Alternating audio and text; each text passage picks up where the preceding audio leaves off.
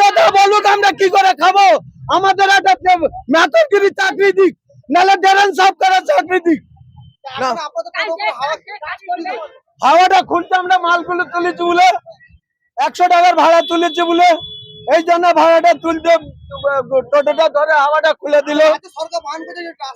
রাজ্য সরকার বারণ করেছে, উনাদেরকে বলেছে, টোটোওয়ালাদেরকে বলিনি মাল তোলে নেই, মাল তোলা নিষেধ করো। ওরা তো আগে বলে দেবে মাইক অ্যালাউন্স করে টোটোই, না ওনারা তো বলে দেবে টোটোয় মাল তোলা নিষেধ, তবে তো আমরা বুঝতে পারবো, মাইক অ্যালাউন্স করে বলে দিক যে হ্যাঁ টোটোয় মাল তোলা যাবে না, তোমরা প্যাসেঞ্জার ভাড়া নিয়ে মারো। সরকার বার করেছিল পাবলিক তোলার জন্য। হ্যাঁ তাহলে মাল তুলেছি আমি, আর কি করে খাবে? 100 টাকার ভাড়া একটা মারতে দেবে না? পেটের দায় তুলেছি, চুরি তো করছি না, ডাকাতি তো করছি না, কারো পড়ি। হ্যাঁ কি করবো?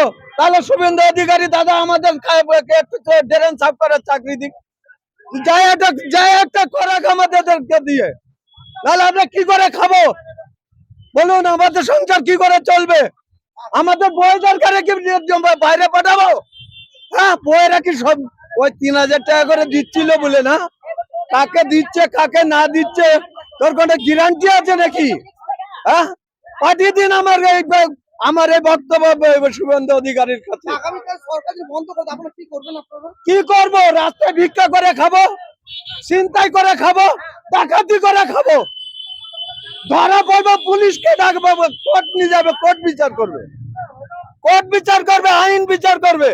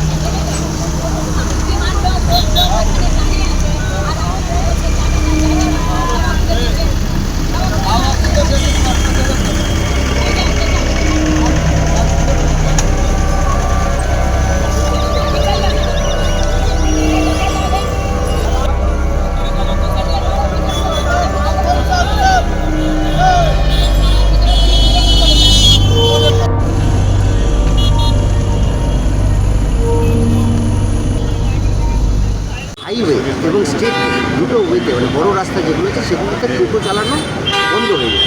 না এটা তো অলরেডি আছে, এটা নতুন আপনি শুনছেন নাকি? হাইওয়েতে কোনো দিন টোটো চলতো না, কোনো পারমিশন নেই, আর কোনো মেন রাস্তায় টোটো চলবে না। কেন যে টোটো একটা বড় সমস্যা আছে। টোটো একটা বৈকল্পিক পরিবহনের মধ্যে এসেছিল, যেটা রিক্সা, যারা রিক্সা পুলার আছে, পা দিয়ে রিক্সা চালায়, অনেক কষ্ট হয়, তাদের জন্য টোটো বেরিয়েছিল। কিন্তু এখন হয়ে যাচ্ছে সমস্ত ছোট শহরের সবথেকে বড় সমস্যা হয়ে গেছে টোটো, মানুষ থেকে বেশি টোটো হয়ে গেছে। অনেক টোটো বেআইনি আছে, কোনো লাইসেন্স নেই, কোনো গাইডলাইন নেই, কোনো রুট নেই। এটাকে তো ঠিক করতে হবে, একটা ব্যবস্থিত শহরের মধ্যে ব্যবস্থাকে ভালো করতে হবে। তার জন্যে আগামী দিনে একটা নতুন গাইডলাইন আসবে, অবৈধভাবে যারা টোটো চালাচ্ছে তাদের জন্যেও কিছু না কিছু নির্দেশ আসবে। এটা একেবারে এটা নতুন কিছু নেই। মেন রোডে হাইওয়েতে টোটো চালা প্রথম দিন থেকেই নিষেধ আছে, আজকে নতুন করে কিছু নেই। মেন রাস্তায় টোটো চালালে পুরো রাস্তার যে গতি আছে সে গতিটা থেমে যায়, তার জন্য ওখানে টোটো চলবে না। টোটো হচ্ছে সাধারণ গলিতে লোককে কানেক্টিং করে দেওয়ার একটা সাধন, সেই সাধনের একটা বিধিবৎ ব্যবস্থা হবে, তার জন্য আমরা চেষ্টা করছি।